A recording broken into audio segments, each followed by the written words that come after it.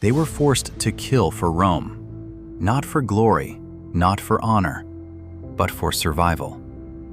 50,000 people would gather in the Colosseum to watch men bleed. Most gladiators lasted minutes, some survived years, but a few became so dangerous that even Rome feared them. This is the story of the 5 deadliest gladiators in history, and the last one made the empire tremble. The Roman arena was not a sport, it was engineered violence. Gladiators were bought, sold, trained like weapons, fed to perform, and expected to die. Every drop of blood was entertainment. Every victory was temporary, because the next fight could always be the last. Yet some men refused to be forgotten. Priscus, Varus. 2 warriors who turned a death match into legend. In 80 AD, during the grand opening of the Colosseum, they faced each other before tens of thousands. The games were meant to celebrate Rome's power.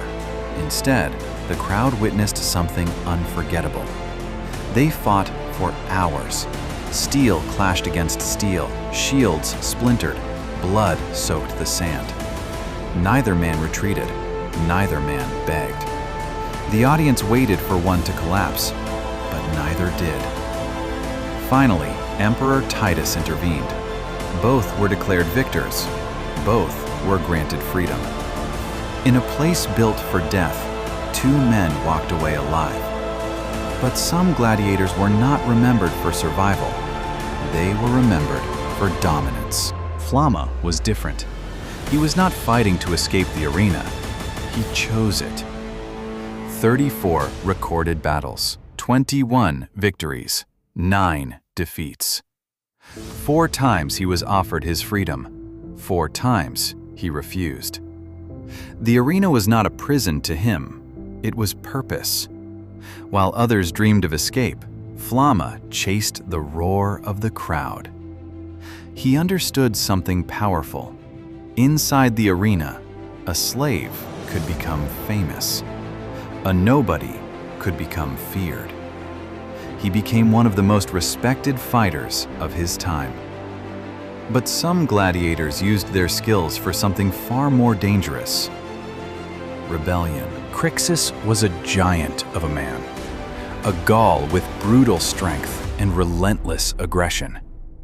When he fought, it was not graceful, it was devastating. He joined a rebellion led by a Thracian gladiator. Together, they turned slaves into soldiers. They defeated Roman forces again and again. Crixus commanded thousands. He believed in direct attack, overwhelming force, no hesitation. For a time, Rome struggled to stop them. Eventually, Crixus was defeated in battle, but even in death, he became a symbol of resistance.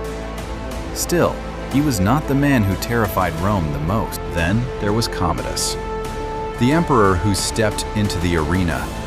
He ruled the most powerful empire in the world, yet he craved something more: adoration, worship.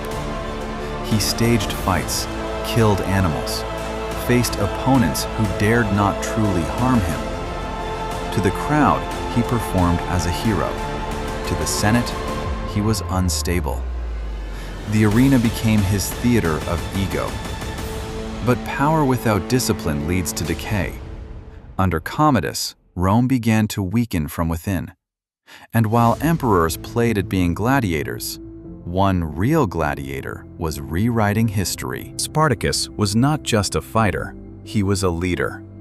A former soldier, captured and sold into slavery, thrown into a gladiator school, trained to entertain Rome with blood. But in 73 BC, he escaped, with fewer than 100 men. Within months, that number became thousands, then tens of thousands. He defeated Roman legions, he outmaneuvered generals, he humiliated commanders who underestimated him. For 2 years, Rome bled because of one gladiator. Spartacus did not fight for applause. He fought for freedom. He did not seek fame, he sought liberation. And that is what made him truly dangerous. Not just his strength, not just his skill, but his idea. If a slave could defeat Rome, what else was possible? In the end, Spartacus fell in battle, but the fear he created did not. Rome never forgot him, and neither did history. What made these men different? It was not just muscle. It was not just training.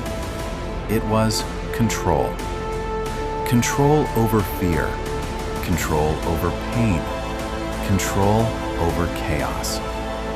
In the arena, hesitation meant death.